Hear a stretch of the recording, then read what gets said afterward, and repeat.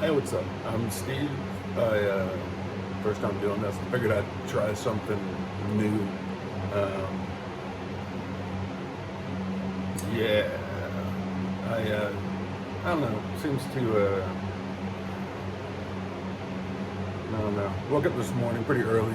I get up around like, I don't know, between 12 and 4 in the morning and drive out here to my studio. It's completing this right now, but I'm in currently in the middle of making the next batch of ink. Speaking of, that's kind of what I've been doing, making ink. Crazy thing in 2025 to start doing. I don't know why I did it. I threw all my money into it. So I'm in debt right now too, which is fun. That's fun. I guess I started to do it because I worked as a contractor, and then I was told there was going to be no more contracts, right? So I said, screw it, I might as well just try to do the thing I love, right? I love drawing in ink. I love ink. I've always loved ink. So I was like, well, yeah, let's see let's see how you make ink. I don't know how you make ink, but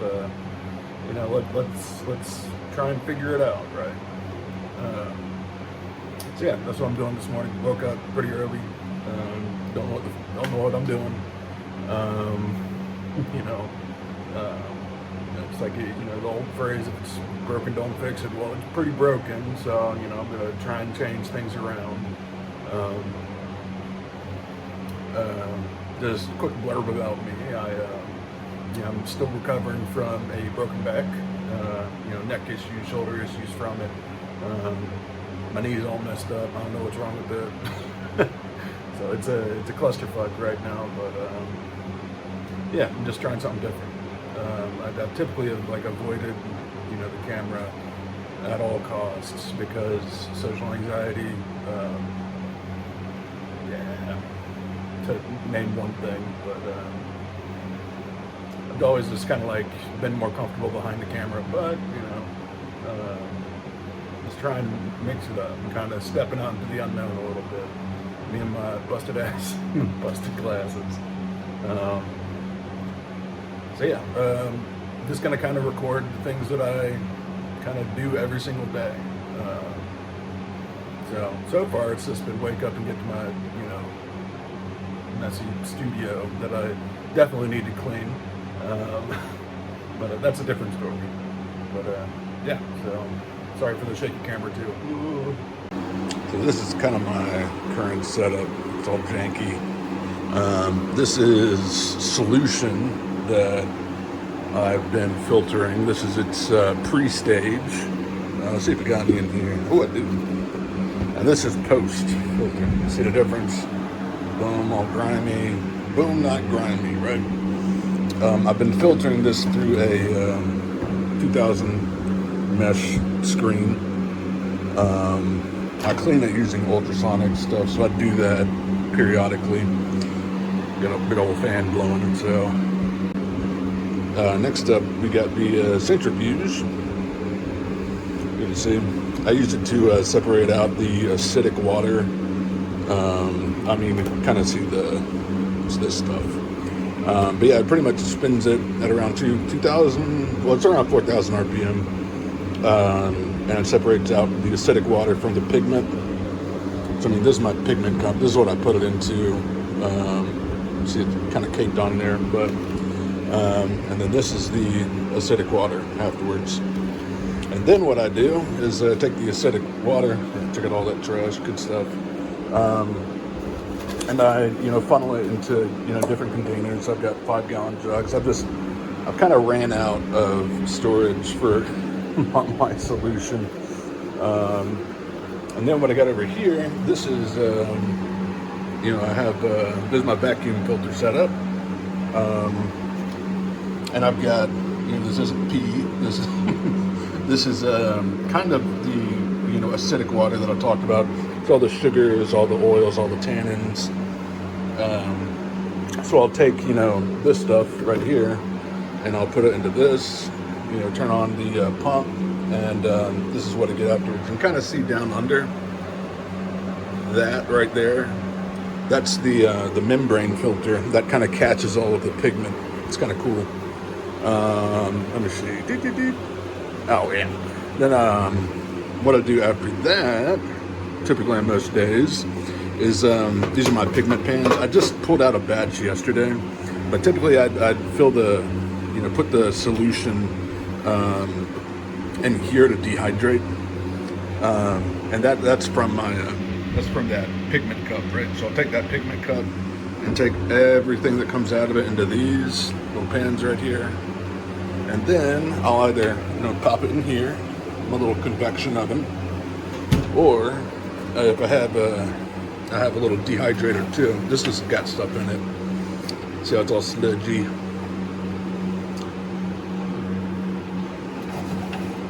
Pull it out a little bit more. And I just kind of dehydrate it down, just to reduce it a little bit. And then just side note, this is my chocolate melanger. I don't know if I'm saying that right. But yeah, this is what I use to grind the pigment down. Oh, excuse me. This is what I use to grind the pigment down. Look at that. Pretty much it's a granite stone underneath and two granite wheels. It's meant for grinding chocolate, but it produces shear force, which allows me to get under 7 microns, which is it's great for calligraphy inks, pretty much. Yeah, that's kind of just what I do every day. I just rotate, work in each station, pretty much. Yeah, but today what I'm doing is I'm going to be taking, that solution right there, putting it on my filter, and then, doing a wet sieving process, and it'll go down into this bucket. And then, typically what I do is I let gravity settle, like this bucket that I'm looking at, and then I'll empty out all the liquid, all the solution, and that's what goes into there. But everything that's on the bottom and that's caked, I'll just take that straight up, and that'll go directly into my dehydrator and oven, pretty much. Alright, so for this, I've just stirred up the solidified carbon particles. This has been partially refined, but not totally. But pretty much just stir this up. It's like a morning routine. Stir it up, then right in there. And you can see what's happening right there. Just mixing it all up. Wheels are going. And yeah, that's kind of the grinding process. That's after I use the blender. This has been processed for about, I don't know, I'd say like 2 to 3 days already. But you never leave the gook in your grinder. You always take it out, because what'll happen is it'll just get stuck. It'll waste about 30 minutes to try and get it out. But yeah, it's kind of the first thing that's on my to-do list today. Once it gets going, you can kind of see, you can kind of tighten it down. What I like to do is kind of tighten it until I can't get it anymore, right? Then I spin it back one full rotation. So right here, boop, boop, boop, boop, boop, right there. And that should get it about perfect. So things are running. You'll see these bubbles right here. A really easy way to stop that from happening is I use some polysorbate clean. And you just drizzle just a tiny bit in there. So watch what happens to the bubbles.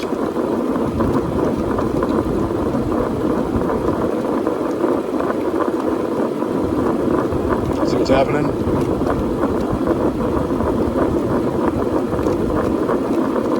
They're all popping. Eventually what will happen is it'll all smooth out. Yeah, just a little bit. It'll just I'll keep going down. And just going around checking my other solutions. This right here is, oh man, let's get in focus a little bit. What's at the bottom of this is super fine particles of charcoal. But yeah, I just kind of save all of my fine solution because eventually I'm going to get enough to make archival ink, which will be good enough to put into technical pens and fountain pens, hopefully. But yeah, looks like a big barrel of pea, but it's not. It's all just resins, oils, tannins, sugars, just anything that was residual that was left over in the wood. Okay, got my centrifuge going. You can kind of get maybe a little peek into what's going on there. Not really, but it's spinning pretty quick, 4,000 RPM. Not too shabby. I put in there for about 20 minutes, and that should separate it. Eventually, you can kind of see at the bottom of this tube that the black spot right there, that's it being caked. And what I'll do is I'll just take a little spray bottle, aim it in there, a few little squirts, and then I'll just like dump everything out into my this little cup right here. Then that will go into my oven to dry. All right, so I just drained this this bucket that it was sitting over there, but I drained it, and this is what was left on the bottom. It's this very thick cake. Let me show you really quick, just to give you an example. Look at that. See how thick that is? And pretty much what I'll do is this is all 7 micron pigment, 7 micron or less. And I'll take this, I'll harvest it, and then I'll put it into these pans right here. And then these will go in the oven. And that's pretty much the process for turning, charcoal into pigment. All right, so I've got my pigment all dumped out here, and pretty much what I'll do to sanitize this, next to the heat that I'll be applying to it in the oven, the other thing that I do is I take isotropanol alcohol, and I will just pour a little bit on there. See how it immediately starts to separate? That's what I love about this. It's very, very deceiving. And I'll take my spatula here, just kind of spread it out. See how inky it's getting? Like I said, this is all very, very, very small particle carbon right here. It's all 7 micron or under, which is perfect for calligraphy, brush ink, basically the 2 types that I make. All right, and then from here, what I'll do is I'm just gonna plop it in the oven. I'm gonna put it on this lowest rack, this lowest rack right here. And then I'm just gonna cook it for a long time, pretty much. Just dehydrate it, nothing crazy. But I like to keep the temperature around like 230 if I'm just dehydrating stuff. And that should be dehydrated in, maybe a couple hours, maybe 4 hours, we'll see. It might take a couple days, but yeah, let's see how the chocolate melange is doing. Smooth, very smooth, love it. See how those bubbles have disappeared? That's the polysorbate doing its magic. All right, next up, what I'm going to be doing is I'm going to be doing some filtering. This is the same 7 micron bucket that I just emptied, so I'm just going to hook it back up and reuse it. There's not going to be any cross-contamination between micron size, because it's the same filter receptacle pretty much. And this is the solution I'm going to be running. So yeah, I'll get back to you when all that's finished running through the filter. All right, so here's where it gets a little DIY. This is my vibration tool that'll be vibrating the solution, which will make it run through the filter faster. All right, first one going in. Just dip. Pour it in. Look at that, it's already running. I haven't even turned it on yet. Then what I'll do is take this, Turn it on.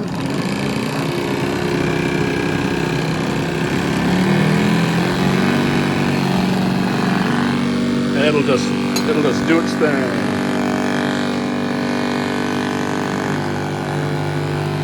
Look at that.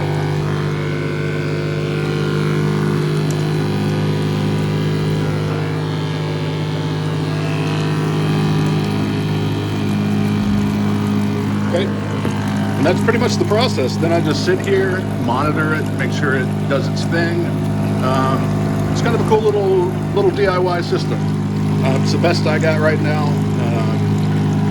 In the future, I'll have like a more actual proper setup, but yeah, it works pretty well. And I'll keep doing that until I run the whole solution. It's kind of cool, huh?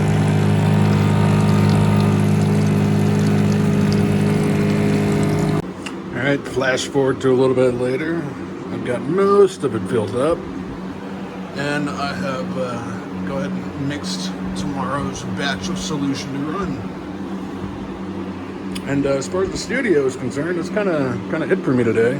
I'm gonna go back home and set up a stream. I'm gonna draw for probably like 3-4 hours, something like that. Yep, cool stuff. See you then. Another good morning. All right, and I'm back. I'll be working on this little drawing. And let me see. This is my ink. Char Bloom. Yeah, I'm gonna draw for at least a couple hours. Yeah, thanks for watching.